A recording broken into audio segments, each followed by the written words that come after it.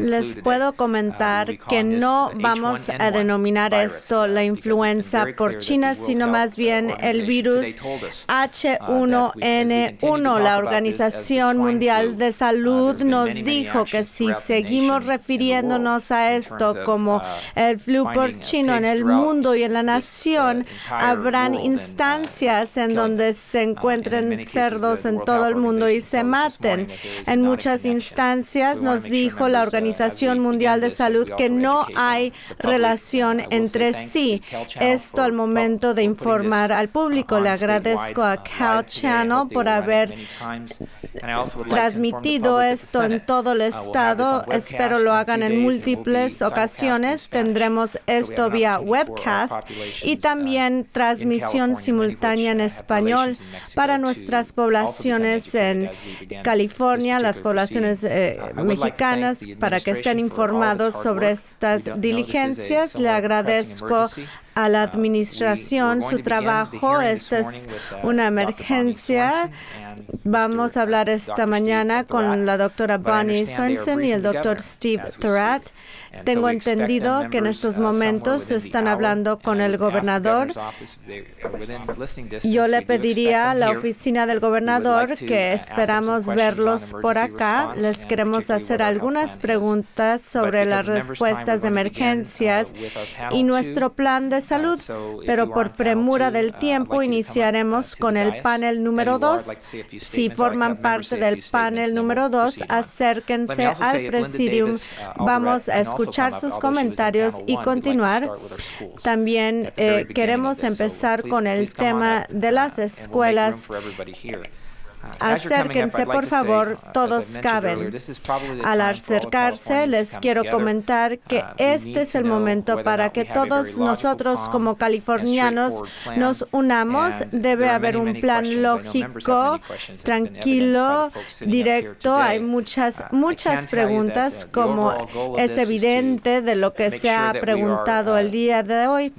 Nuestra meta es garantizar que no alarmemos a la gente, sino estemos alertos. El estar alerto es sumamente importante para California conforme se va desenlazando esto, particularmente en nuestras escuelas e instituciones desde el condado hacia arriba. Sé que van a querer escuchar algunos puntos. Yo quisiera primero entender básicamente lo que es la epidemia de la influenza, la estructura de comando y control en el estado en cuanto a nuestro estatus de preparación. Queremos estar seguros de estar preparados. También tener un diálogo honesto sobre los recursos, un diálogo honesto, franco, para ver si estamos suministrando recursos a la gente local. Incluso ayer platicando con nuestros funcionarios del condado, están trabajando tiempo fuera del horario de oficina en un momento en donde ha habido muchos despidos, así que debemos tocar este tema. También queremos estar seguros de que los mensajes que se difunden sobre este tema se hagan de manera correcta en todos los idiomas y en todas las comunidades.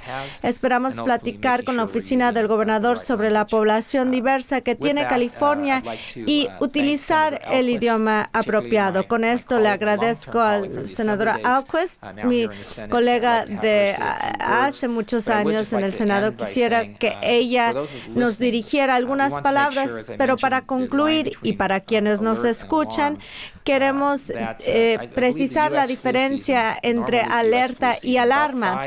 La temporada normal de influenza en los Estados Unidos es tal que aproximadamente el 25% de las personas se enferman durante la temporada de la influenza. Por lo menos 36,000 personas en los Estados Unidos mueren rutinariamente durante la temporada de la influenza. No lo hemos visto actualmente, pero queremos estar preparados preparados, estar en el contexto apropiado. Voy a pedirle a la senadora Alquist que nos hable y luego otros senadores que nos hagan sus comentarios. Gracias, senador Flores. Como quien preside el Comité de Salud en el Senado, quiero agradecerles a todos los que están aquí, así como quienes estén viendo esto por cable. Todos entendemos que esto ahora ha sido clasificado como una pandemia inminente por parte de la Organización Mundial de Salud. Tengo entendido del funcionario de salud en mi condado, Marty Festershire, que el Departamento de Salud Pública ha respondido y colaborado bien con los funcionarios estatales de salud y el CDC. También le agradezco a los funcionarios del gobierno federal, estatal y local que han hecho bastante buena labor. El director de esto en Santa Clara County me ha señalado que los casos individuales del virus H1N1 que actualmente observamos se están detectando en el estado y pudieran transformarse en algo realmente horrible, clasificándolo como 7 de 10 puntuación en cuanto al riesgo a la salud pública que representa. Hemos visto que han habido y habrán más muertes en los estadounidenses. En el condado de Santa Clara hay 4 posibles casos y otros 19 se están analizando actualmente. Un caso en mi distrito de una adolescente de 16 años que viajó al sur de California ha resultado en la clausura de una preparatoria en San José. Esta semana, el doctor Festershire nos dice que él tiene la seguridad al 99% que se trata del virus H1N1 y que solo espera confirmación de parte del CDC. Y yo he planteado algunas preguntas muy precisas a los funcionarios de salud, pero actualmente nos encontramos en el ciclo de vida de la enfermedad. Ya no lo podemos contener. Nuestro enfoque debe ser cómo hacer más lenta su transmisión. Al hablar con el doctor Festershire, tengo entendido que están haciendo el trabajo debido a nivel federal y estatal y se está haciendo lo que se puede para mitigar el impacto. Estoy interesada en lo que tienen que decir y quiero respuestas específicas sobre lo que se ha hecho y lo que se puede hacer. Juntos, todos aprendemos algo todos los días. Hay que irlo viendo día por día. Habrá que mantenernos con calma ante este reto que ha matado y seguirá matando a americanos. Es importante considerar la situación actual, así como también planear para la temporada de la influenza el próximo otoño. Gracias. ¿Cómo es que este flu mata a las personas? ¿Qué hay de especial en esto que nos lleva a este siguiente nivel? Las descripciones que hemos escuchado en la pandemia de 1918 son gráficamente aterrorizantes. Cuando la influenza llega a las membranas mucosas del pulmón, la nariz y la boca, el cuerpo responde al exudar líquidos para combatir esta infección. Y en la pandemia de 1918, las gentes morían por ahogarse en las secreciones mucosas que llegaban a los pulmones. La descripción es de que las personas se tornaban azul, que tosían, todo tipo de material sangrienta, espumosa.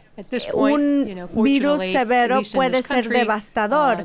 Afortunadamente, en estos momentos, por lo menos en este país, el virus es leve, la gente se recupera. Ha habido 6 hospitalizaciones, pero la gente se recupera, sale del hospital. Evidentemente, si son mayores de edad o si tienen problemas o complicaciones médicas y contraen la influenza, esperamos ver más enfermedad y potencialmente muertes en el estado. Es justo decir que en una etapa temprana se puede tratar o curar. Sí, creo que hay mucha falta de información correcta en cuanto a qué es lo que ocurre cuando se contrae. ¿Cómo se transmite? Se transmite por medio de gotitas, no es simplemente en el aire. Si yo tuviera la influenza, no llegaría hasta donde está usted. Es transmitido por las gotitas. Todos hemos visto la imagen cuando alguien estornuda y se ven las partículas de agua, las gotitas de agua en el aire. Es una forma de transmisión. El virus está dentro de las gotitas y están a una distancia de 4 a 6 pies de alguien que estornuda y no se tapa la boca, pueden contraer la influenza. La segunda forma más fácil de transmisión es que el virus, estando en estado de incubación en la nariz, en los pulmones, en la boca, la gente que está enferma se rasca los ojos, se rasca la nariz, se pica los dientes, se lame los dedos, pueden transferir el virus a sus manos. Y luego tocan este micrófono, un teléfono, un control remoto, una parrilla o alguna otra cosa. El virus puede vivir hasta 2 horas en el objeto, así es que la siguiente persona que llega toca ese objeto. Ahora ellos tienen el virus en sus manos. Si se lavan las manos meticulosamente antes de tocarse los ojos, nariz o antes de comer, pueden evitar, pueden prevenir la transmisión del virus, aún habiendo estado expuestos. Pero si no lo hacen, si no están tomando precauciones con estos consejos básicos, se pueden inocular ellos mismos con el virus. Entonces hay objetos, hemos visto videos, por lo menos yo, de las escuelas en donde se están desinfectando los escritorios en algunos casos. ¿Este es el enfoque correcto desde su perspectiva?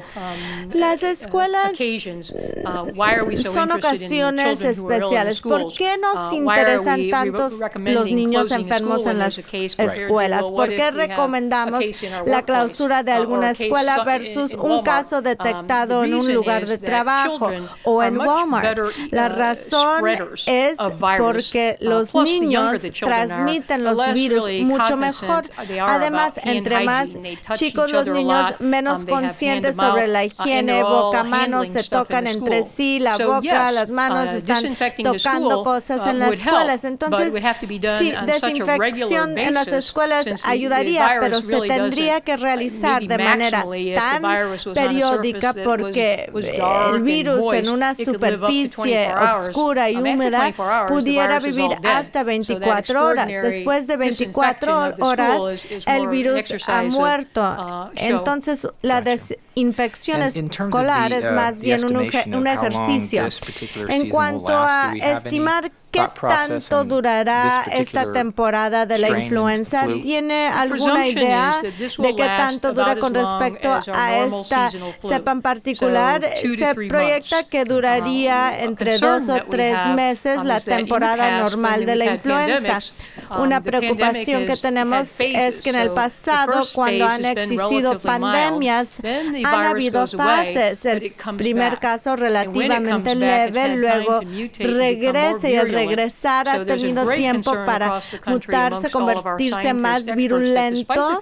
Nuestros científicos expertos están preocupados porque a pesar del hecho de que parece que esto es leve y que pudiéramos estar sobre reaccionando, que en el otoño pudiera regresar con mayor fuerza. Al observar más publicidad sobre el tema, conforme la gente se enferma con un flu regular o general, la sala de urgencias probablemente será el primer lugar a donde se dirige la gente. ¿Cómo lo están manejando? ¿Hay un protocolo? ¿El Estado está haciendo algo con ustedes? Hospitales también pueden comentar. ¿Qué está haciendo el Estado dentro de nuestro plan estratégico en estos momentos con respecto a la sala de urgencias y cómo se manejan? Seguramente habrán más preguntas al respecto. La mayor parte de la información que recibo es del CDC sobre cómo manejar el influjo de pacientes que hemos visto los últimos 3 o 4 días. En cuanto a planes, es una excelente pregunta. Para mí nos encantaría tener planes para atender el exceso de capacidad en los hospitales que no tenemos, algo que las salas de urgencia han promovido por buen rato. No estamos realmente preparados para el manejo de desastres en la sala de urgencias. Casi en todo momento ya estamos excediendo nuestra capacidad prácticamente de manera cotidiana, y con algo como esto estamos sobre capacidad en términos prácticos.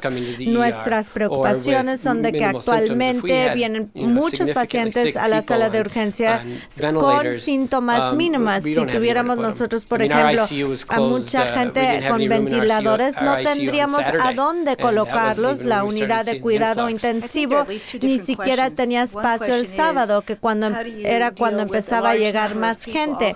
Una de las preguntas es cómo atender a un número importante de personas que llega a la sala de emergencia. Otra palabra es que alguien con este virus no debe estar sentado en una sala de urgencia con otras tantas personas por un exceso de horas. ¿Qué hacer antes de que sean atendidos por el doctor en la sala de urgencias para no transmitir el virus?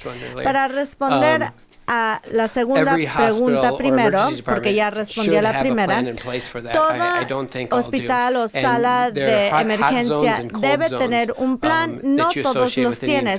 Hay áreas o zonas focales o de cuarentena o no para enfermedades, exposición radiactiva, materiales peligrosos. Si los hospitales están preparados, y no creo que sean todos, pero algunos sí, hay carpas por fuera para aislar la zona de cuarentena, de descontaminación. Hay carpas ya actualmente instaladas fuera de los hospitales en California, porque en estos momentos no podemos atender el triaje, y en esos casos las carpas así funcionan como áreas de cuarentena. Y no, esa es una pregunta que yo tengo.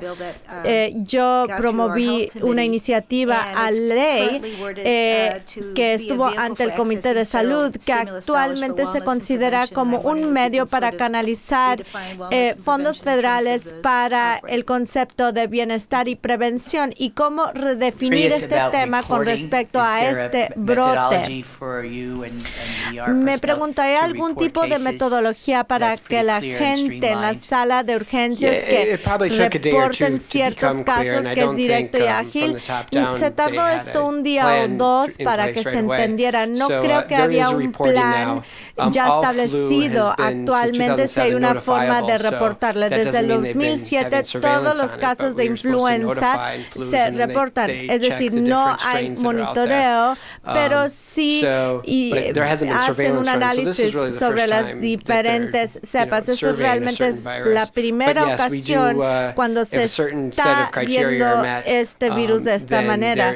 Sí habrá ciertos criterios que, una vez cumplidos, que hay un proceso donde se toma una muestra del paciente, se envía a cierto sitio aprobado por el CDC para que se efectúe análisis adicional. Otra pregunta. ¿Hay suficiente personal para atender a todo el mundo? ¿Y pudiera explicar el concepto de triaje? Me disculpo. La primera pregunta, no creo que contamos con personal suficiente a diario. Siempre estamos sobre capacidad. Las personas están esperando todavía más tiempo que antes. No tenemos agentes suficientes. Si uno es documentado o indocumentado, ¿hay alguna diferencia? No, desde mi perspectiva. Quien llegue a la sala de urgencias, yo no pregunto si tienen documentos o seguros, simplemente los atiendo.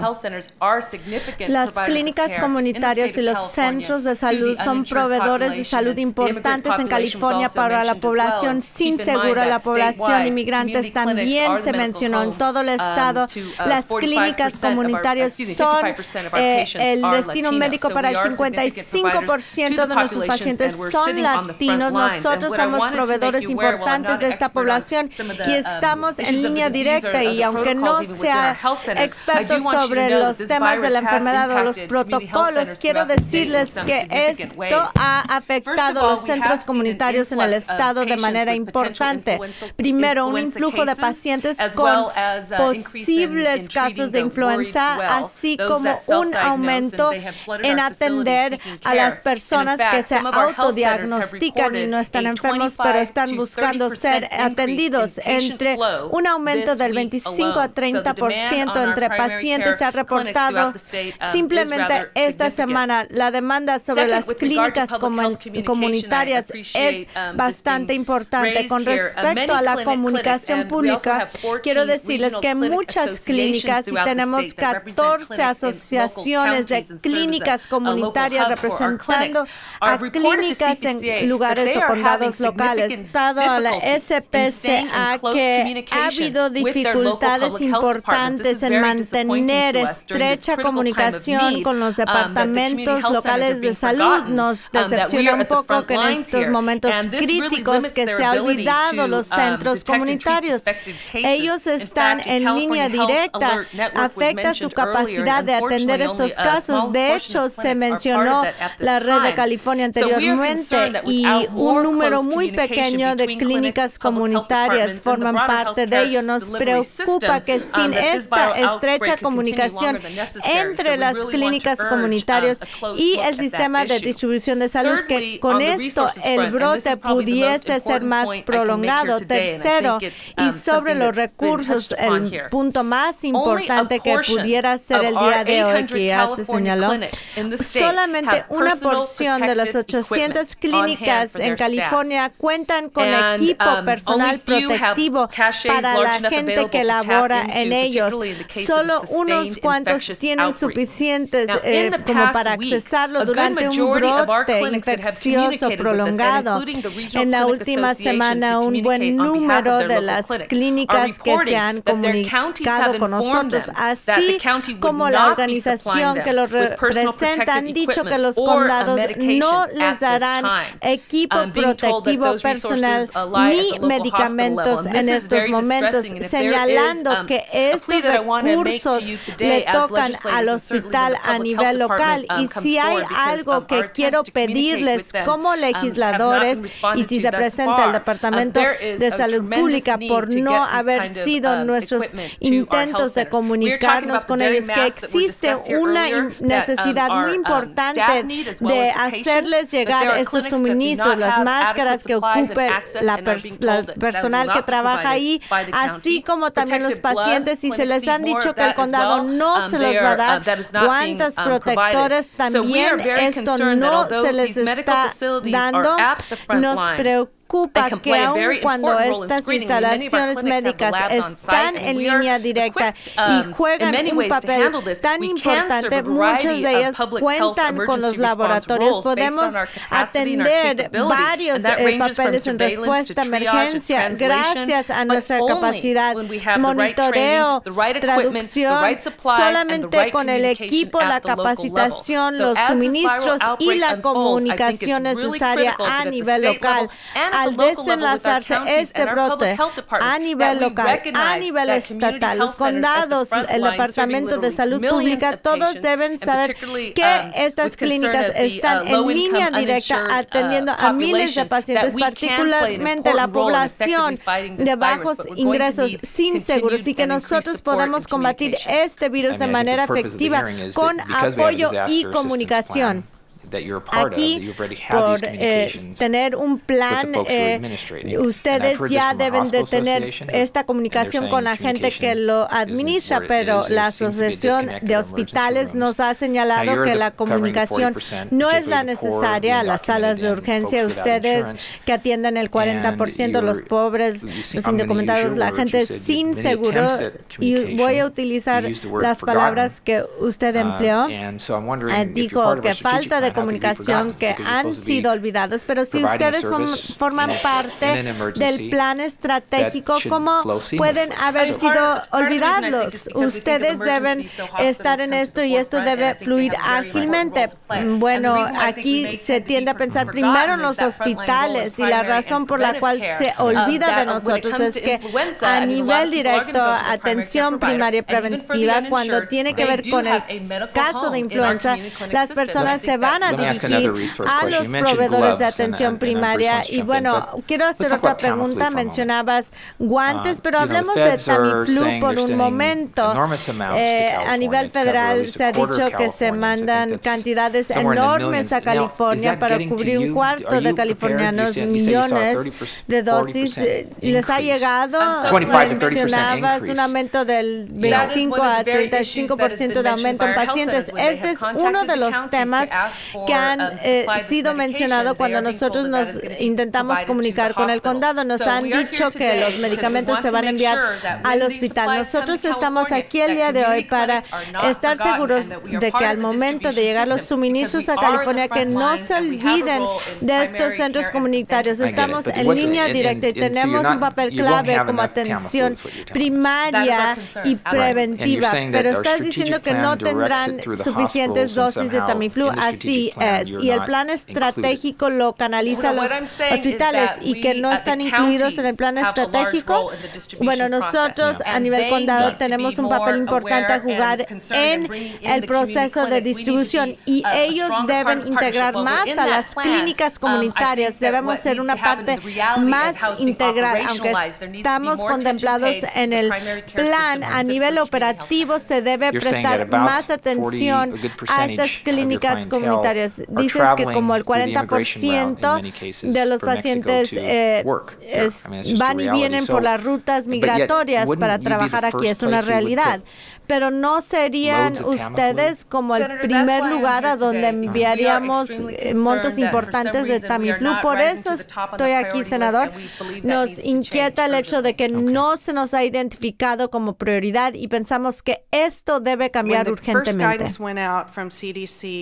Cuando se envió la primer directriz de CDC sobre los hospitales y la revisión de los planes, se analizaba qué tenían que hacer para estar listos para este evento potencial. Se recomendó adquirir Tamiflu, máscaras y otros tipos de suministros. Se hicieron muchas llamadas señalándonos que no tenemos Tamiflu, no lo podemos conseguir de las farmacias locales o los fabricantes. Uno de ser la empresa farmacéutica, bueno, han sido inundados de llamadas también. Esto no es nada nuevo para el Estado. Es un rezago que existe en el plan. Antes de la clave operativa no hay ninguna forma de identificar prioridades, distribuir, hacer llegar todo esto a los múltiples proveedores de atención médica en el sistema. Se les ha señalado esto en varias ocasiones. Hace algunos días, platicando con el Estado, yo pregunté si algunos de los departamentos de salud público habían realizado una evaluación para ver, bueno, en realidad, ¿qué hay disponible? ¿Qué es lo que tienen los hospitales? Porque ¿cómo tomar una decisión sin esta evaluación? Me comentaron que esto no estaba dentro del plan. Quizá esto haya cambiado desde entonces, pero son puntos importantes a considerar. Hay recursos limitados. Si los recursos están limitados, habrá que recibir directrices de cómo utilizarlos. ¿Quién toma la decisión en cuanto a cómo distribuir la reserva de tratamiento antiviral de California, 3.7 millones de dosis? Bueno, sería el Departamento de Salud Pública que enviaría esta directriz a nivel local. Entonces, el Departamento de Salud Pública decide qué tantos condados reciben qué dosis. Yo entiendo que 50,000 dosis han sido solicitadas por San Diego de esta reserva, no sé de algún otro condado, pero es el Departamento de Salud Pública que lo decide. Y lo que tú dices nos inquieta mucho en cuanto a que no está enterado de alguna iniciativa para detectar la disponibilidad de estos dosis en cuanto a las reservas, ya sean hospitales o en clínicas comunitarias, cuáles son sus necesidades, ni tampoco el plan contempla cómo identificar prioridades en cuanto a la distribución de los recursos limitados que existen en caso de ser necesario. Qué preocupante.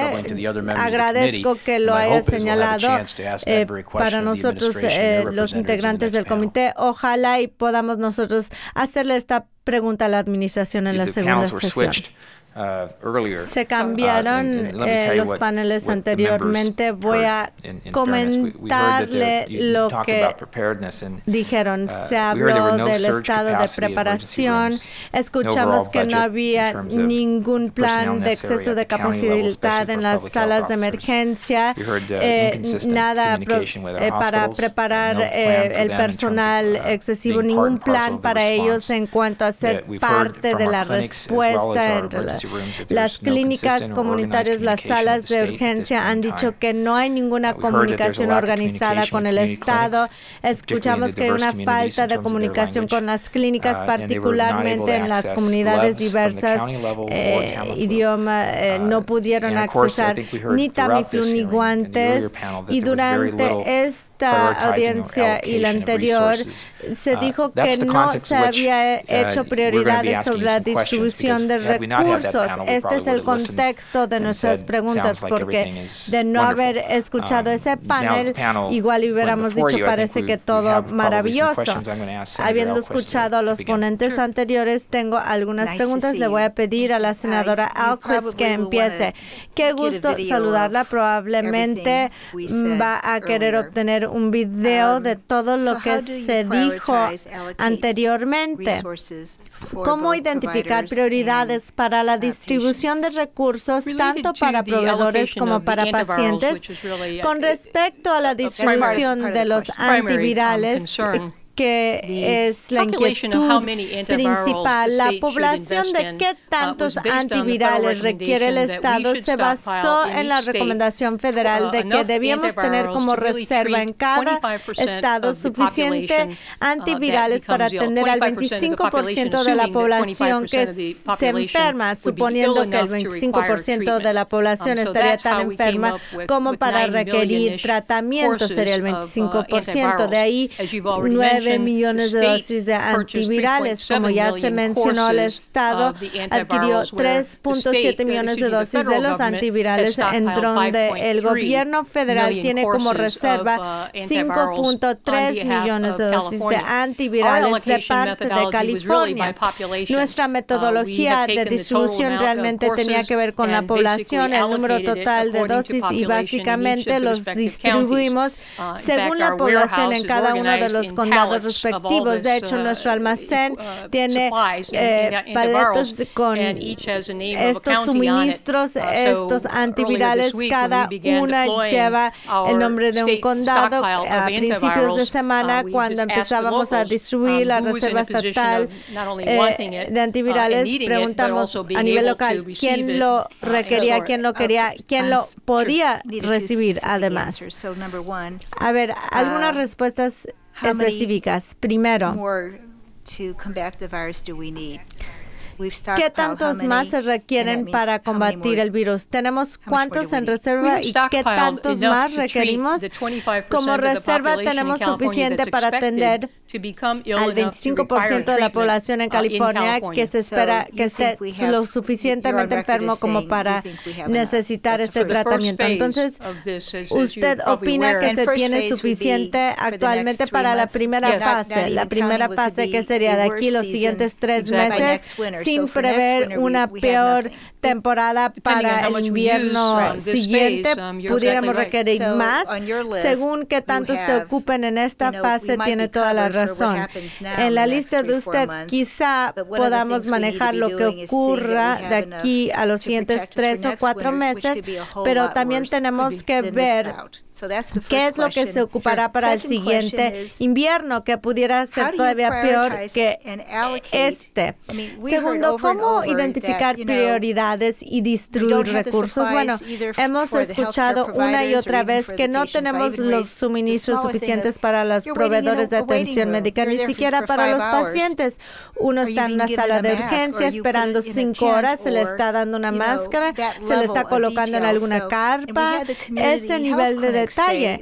Y las clínicas comunitarias nos dijeron que ni siquiera saben si están incluidos en el sistema para recibir recursos del Tamiflu, ni siquiera las máscaras. ¿Puede responder a esto y también decirme en dónde consta por escrito la planeación para este tipo de influenza en el cual los legisladores han invertido mucho en los últimos años?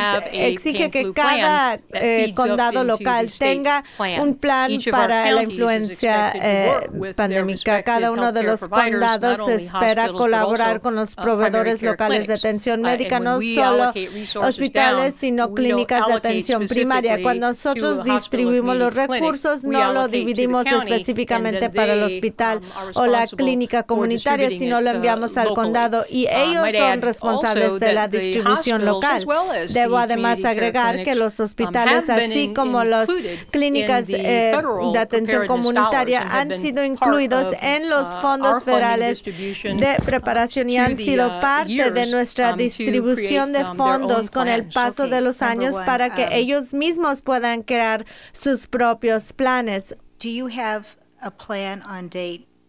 ¿Tienen un plan cotidiano de parte de cada uno de los condados diciendo cómo manejarían esta crisis? A partir de hoy tenemos un plan de cada condado individual. Parte del reto de la planeación para la influencia pandémica es que no ha sido muy real, así que ha sido difícil de que las diferentes partes interesadas se sienten en la mesa, contemplen estos varios escenarios. Entonces, los planes no están tan detallados como nos gustaría. Sé que está una situación difícil y que mucho está ocurriendo, pero también debo decir, esta semana se ha sentado con el representante de todos los condados para analizar los planes, para ver, bueno, dado esta influenza por China y la crisis que representa,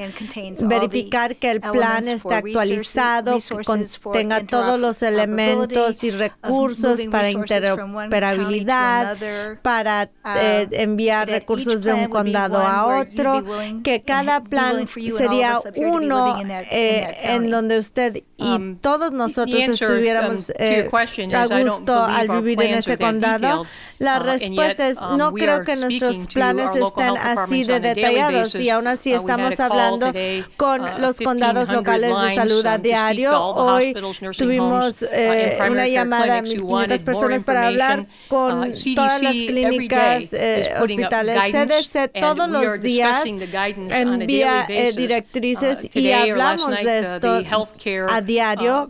Hoy o ayer por la noche, la directriz sobre los proveedores de atención fue difundido. Trabajamos estrechamente con las asociaciones médicas que van a enviar información a nuestros proveedores, dado la premura del tiempo, porque no por ser dramático y hablar de la vida y muerte, no se trata de esto, pero tenemos tiempo para realmente analizar todos los planes que tienen los condados.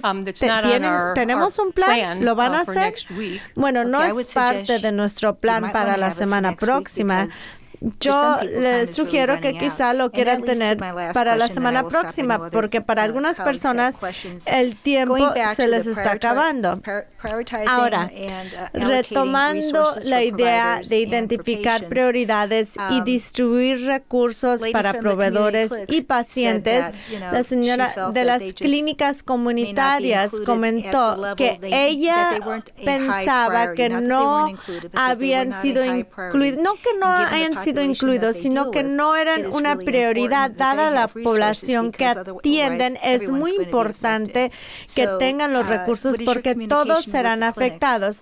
¿Cuál es la comunicación que ustedes tienen con las clínicas? Estoy totalmente de acuerdo. Las clínicas comunitarias en todo California son la prioridad principal, no solamente por tratarse de personas que no tienen seguros o a dónde dirigirse, pero porque muchos miembros de nuestra comunidad, de ellos dependen. Es una prioridad muy importante en cuanto a analizar 58 más 3 planes individuales, la forma en que se ha manejado. Por ejemplo, con respecto a los antivirales, muchos de nuestros condados no tenían planes tan precisos como era necesario en cuanto a, cómo se identifican prioridades, no solo en cuanto a la distribución de los antivirales, clínicas comunitarias, hospitales, pero al ser distribuido, ¿para qué población específicamente se recomiendan los antivirales? La gente enferma, quienes cuidan de ellos. Los antivirales no solamente se adquirieron para la gente que quiere tomarse esto pensando que es una forma de evitar la influenza. ¿Qué tantas máscaras entonces se han entregado a todos los proveedores en el estado de California?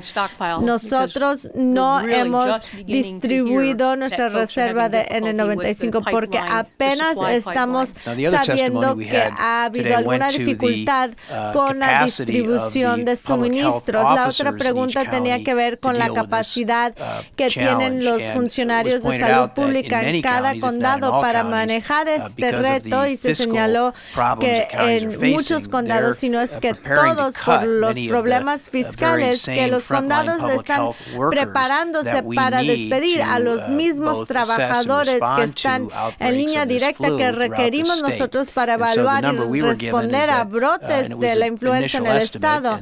Nos dieron una estimación inicial que los funcionarios de salud pública, nos prometieron darnos una evaluación más detallada, pero nos dijeron como $100 millones para poder llegar al final de todo esto. La administración o el departamento de usted tiene la autoridad presupuestal para dar este tipo de presupuesto a los funcionarios de salud pública para que la gente se pueda quedar ahí, que no se les despida el 1 de julio, como pudiera ser el caso en muchos de los condados. La realidad es que en California, a diferencia de otros estados, los condados son jurisdicciones independientes de nuestro departamento del estado, son empleados del condado, y los fondos que nosotros como estado les enviamos a nivel local han tenido que ver principalmente sobre la adquisición de equipo protectivo y planeación para algunas personas, pero no tenemos ni el presupuesto ni la autoridad para garantizar que el número apropiado de empleados de salud pública, particularmente trabajadores de laboratorio, se puedan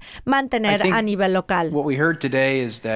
Creo que lo que escuchamos el día de hoy es que tenemos un problema que es uno que peligra a los californianos, que es uno que puede crecer, que no sabemos específicamente si esto se convertirá en una pandemia o epidemia total. Pero nos convendría planear y tomar los pasos necesarios para estar preparados en caso de que así fuera. También hemos visto que hay rezagos importantes en nuestro estado de preparación, específicamente que los funcionarios de salud pública tienen necesidades de recursos que no han sido atendidos, lo cual se ha tornado más problemático con los problemas presupuestales. De hecho, se han hablado de despidos en los funcionarios de salud pública. También hemos escuchado que hay un problema de comunicación, que muchos funcionarios de salud pública no han sido parte del diálogo a nivel de la red de salud en California, que varias asociaciones quisieran que participasen, pero la pregunta para mí viene a ser, a lo mejor se requiere de su participación participación, siendo qué tan clave es este concepto en estos momentos, particularmente cuando yo colaboraba con el Procurador General de los Estados Unidos en los 90, en donde realizamos modelos y ejercicios o simulacros sobre biorriesgos o epidemias de este tipo. Uno de los problemas más importantes que en este momento detectamos fue la comunicación o falta de la misma, y en este caso esta falta de comunicación entre el nivel local y las autoridades de salud pública es crítico. Y escuchamos en ambas sesiones que hay rezagos en los planes del condado sobre identificar prioridades sobre los tratamientos antivirales, cómo distribuirlos. Se dijo por parte del representante de salud, Departamento de Salud Pública, que se están tomando los pasos para resolver esto, pero yo quisiera que esta entidad tomara pasos muy fuertes para verificar que dentro de estos planes hubiese más especificidad y orientación sobre la manera de identificar prioridades y distribuir las dosis antivirales. Este es algo que tenemos muy presentes, es un problema. Senadores, les agradezco que se hayan unido a esta convocatoria. Hemos recibido y difundido información muy importante al público, así como también entre nosotros mismos, para ver qué es lo que nosotros en la legislatura con la administración debemos hacer para poder abordar este problema. Muchísimas gracias, señor Jones. Claro está que tenemos mucho trabajo por delante. Voy a pedir a los presidentes del Comité de Salud que cuando se haya completado esta transcripción, que habría que verlo detalladamente y además hablar más estrechamente con la administración para eliminar estos rezagos y que esto no se dé así frente a nosotros, que fue lo que ocurrió el día de hoy. Hay mucho trabajo por hacer. Les agradezco a quienes estuvieran presentes. Claro, una carta se le dirigirá a la administración para eliminar estos rezagos de manera conjunta. Vamos a enviárselos a las distintas oficinas. Con esto sesionamos este tema de preparación sobre desastres. Muchísimas gracias por acompañarnos.